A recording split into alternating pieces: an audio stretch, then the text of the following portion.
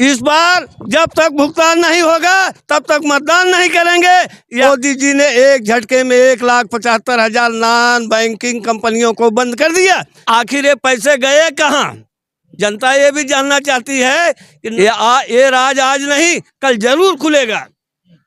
सहारा का भी मुद्दा बनेगा, बेरोजगारी का भी मुद्दा बनेगा, महंगाई का भी मुद्दा बनेगा। हिंदू मुस्लिम करके तो हम गृह युद्ध पैदा कर रहे हैं। नूह का मामला देख लीजिए, मेवात का देख लीजिए, गुरुग्राम का देख लीजिए, तो कश्मीर से कन्याकुमारी तक आप ले लीजिए। अगर कोई मेडिकल कॉलेज बना हो उनके कर कमलों के द्वारा, जिसमें इस बार जब तक भुगतान नहीं होगा तब तक मतदान नहीं करेंगे। यह आह्वान समस्त जनता के लिए, सभी भारतवासियों के लिए है। जब तक भुगतान नहीं होगा नॉन बैंकिंग कंपनी का पैसा, जो सहारा इंडिया वाले, PHCL वाले, बड़ी तमाम कंपनियां ऐसी हैं जो डूब गया है, सरकार ने डुबो रखा है। जब तक भुगतान नहीं होगा तब तक मतदान भी नहीं होगा। मतदान का हम लोग मिल करके पुरजोर विरोध करेंगे। सरकार को जगाने के लिए आज मैं जंतर मंतर में पर आया हूँ। कौन सा आवाज उठाने आए? आपको पता नहीं, जब हमारे देश के प्रधानमंत्री अपने पदभार को संभाला तो भारत के देश के सभी लोग हर्षित हुए, गर्वित हुए कि हमें देश का बड़ा मजबूत अच्छा प्रधानमंत्री मिल गया है। आपको ये मालूम है कि देश की आर्थिक स्थिति कमजोर होती चली जा रही है। मोदी जी ने एक झटके में 1,75,000 नॉन बैंकिंग कंपनियों को बंद कर दिया, जिसका परिणाम ये हुआ, उसमें तमाम तरह के एजेंट काम करते थे, ब्रांच मैनेजर होते थे, कलेक्शन करने वाले लोग होते थे, तमाम लोगों को रोजगार चलता था। और जो आप जो बात कर रहे हैं सुनिए, कंपनियां बंद करने, 1,75,000 गूगल में डाटा उठा देख लीजिए। एक झटके में 1,75,000 कंपनियां बंद कर दी गई और उनके मालिकों को सलाखों के नीचे कर दिया गया। आश्वासन दिया गया था प्रधानमंत्री की तरफ से कि 5 लाख तक लोगों का वापस किया जाएगा, लेकिन एक भी पैसे नहीं हुए। आज आसमा वाले, सहारा इंडिया वाले, PHCL वाले, तमाम ऐसी हर प्रदेश में है। आप ये बताइए कैसे फर्जी कंपनियां चल रही थी? आपने फर्जी कंपनी कह करके तो बंद कर दिया था, लेकिन उसकी मान्यता तो भारत सरकार के सरकार ने ही दिया था, जिससे गरीब 1-1 रुपये, 10-10 रुपये, 5-5 रुपये रोज इकट्ठा करके उनके पास पैसा इकट्ठा होता था। वो अपने बच्चों को पढ़ाई में, अपने दवाई में, अपने बच्चों को शादी में खर्चा कर लेते थे। लेकिन आज वो कंज्यूमर, वो ग्राहक भी परेशान है, एजेंटों को परेशान किया जा रहा है, मालिक भगे हुए हैं, जगह जगह लोग। अमित शाह कह तो रहे हैं कि 10,000 सबको बारी-बारी से मिलेगा। ये कितना, ये जनता का पैसा है। अगर वो फाइनेंस कंपनियां चलती रहती तो समय से लोगों के पैसे फाइनेंस कंपनियां जो है वापस कर देती। सरकार ने वादा किया था तो उसको तो एक मुफ्त जो है उनके इंटरेस्ट के साथ वापस कर देना चाहिए। आज जो पीड़ा लोग झेल रहे हैं ये बर्दाश्त से बाहर है। आखिर ये पैसे गए कहाँ? जनता ये भी जानना चाहती है कि नॉन बैंकिंग कंपनियां जो बंद की गई उनके पैसे, ये पैसा कहाँ गया? ये अडानी के पास देने के लिए जो किया गया होगा। हर चीज तो अडानी को दिया जाता है। ये राज आज नहीं कल जरूर खुलेगा। ये कितना पैसा सहारा इंडिया में? हमें नहीं, अगर सरकार सर्वे कराए गाँव, छोटी छोटी मार्केट में, तो हर दुकानदार बोलेगा कि हमारे पास है पासबुक है, हमारे पास है पर्ची है, हमने PHCL में दिया, हमने सहारा में दिया है, तमाम कंपनियों में दिया है, सबके पास पर्ची है। आज बेचारे जो है चप्पल पहन करके जगह जगह घूम रहे हैं। उनके ऑफिस कहाँ है, ब्रांचेज उनके कहाँ है, मालिक कहाँ है उनके? यही दिल्ली में कई ऑफिस थे जो बंद हो गए हैं।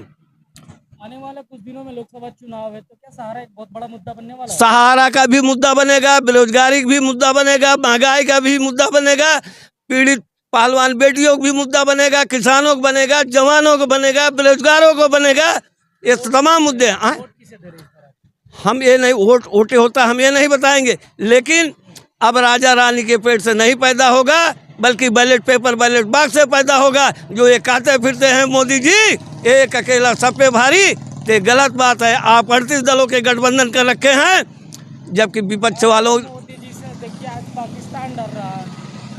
मोदी जी से पाकिस्तान डर रहा है। वो जब कांग्रेस की सरकार थी 4 बार कांग्रेस को धूल चटा दिया है भारत के जवानों ने, भारत की शक्ति ने। ठीक है, चाहे वो कारगिल का युद्ध रहा हो, चाहे 1948 का युद्ध रहा हो, चाहे 1962 का रहा हो, जो भी युद्ध हुआ मुंह खानी पड़ गई है। तब उस समय भारत इतना आत्मनिर्भर मजबूत नहीं था, लेकिन इच्छा शक्ति, जवानों के पावर, यूथ की रणनीतियाँ पाकिस्तान को धूल चटा दिया। और वो इंदिरा गांधी थी कांग्रेस की कि पाकिस्तान के 2 टुकड़े कर दिए। आप लोग ये जो धरना आज कर रहे हो, क्या लग रहा है सरकार सुनेगी आपकी बात? यही सी बात को तो रोना है। सरकार सुनती किसकी है? क्या विद्यार्थी की सुन रही है? क्या किसान की सुन रही है? जवान की सुन रही है?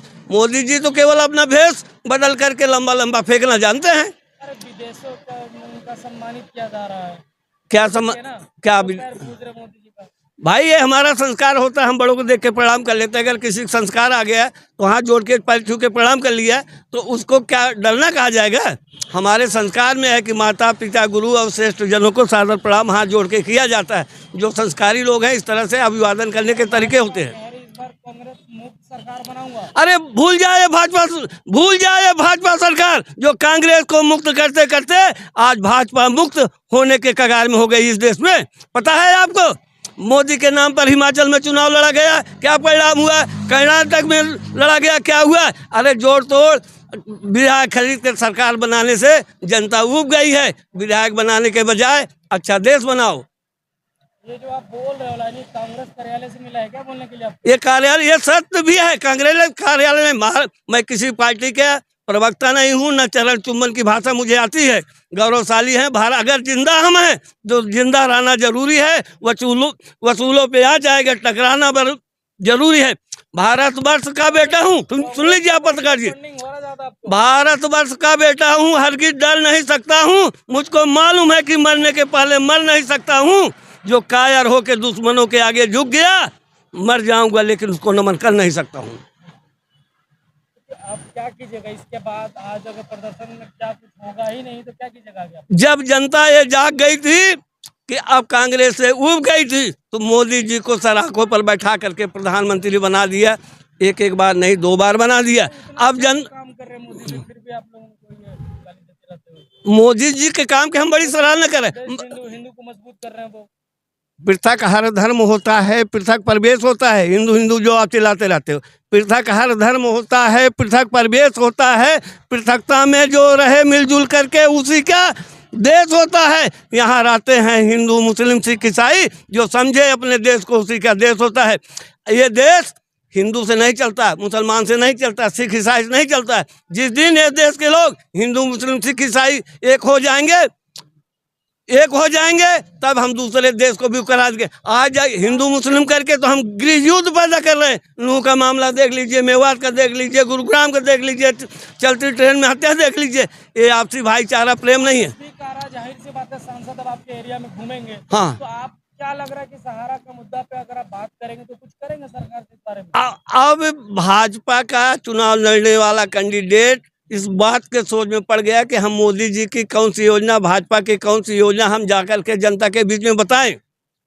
आप क्या कहिएगा अपने सांसद को? क्या इस बार अगर वो वोट मांगने आएंगे तो कैसे स्वागत कीजिएगा? मैं तो सांसद जी से पूछ लूंगा, आपने बेरोजगारी कितनी पहुंचाई, महंगाई कितनी पहुंचाई, महिलाओं के सम्मान में आपने कितना क्या किया, ठीक है, देश की GDP कैसे ले आए, भाईचारे की भावना कितना स्थापित किया, हिंदू मुसलमान की स्थिति आपने क्या बना दिया। देश तो गृह युद्ध की स्थिति में होता चला जा रहा भाई। हिंदू मुसलमान को नहीं देखना चाहता, मुसलमान हिंदू को नहीं देखना चाहता। जो भाईचारे के भावना से देश चलता है वो चलना चाहिए भाईचारे के भावना से। यहाँ हिंदू, मुस्लिम, सिख, ईसाई सब हैं। आखिरी संदेश क्या देना चाहते हैं मोदी जी को 2024 चुनाव को लेकर? मोदी क्या संदेश? मेरा संदेश है सभी भारतवासी अपने दर्द को सोचो, भारत के भविष्य के बारे में सोचो, देश के विकास के बारे में सोचो, लोगों को शिक्षा और रोजगार के बारे में सोचो। शिक्षा के बारे में मोदी जी तो सोच रखे, 9 साल में 9 IIT 9 IIM बनाए उन्होंने। भाई साहब, कश्मीर से कन्याकुमारी तक आप ले लीजिए, अगर कोई मेडिकल कॉलेज बना हो उनके कर कमलों के द्वारा जिसमें इलाज हुआ हो, कोई यूनिवर्सिटी बनी हो जिसमें जाकर के बच्चे पढ़ रहे हो, जो स्कूलें चल रहे थे वो भी बंद होने की स्थिति में आ गई और उनकी फीस इतनी ज़्यादा बढ़ा दी गई है। कोई मेडिकल कोर्स कुछ भी अगर डिप्लोमा करना चाहते हो तो आज हर आदमी के लिए बड़ा भारी पड़ रहा है।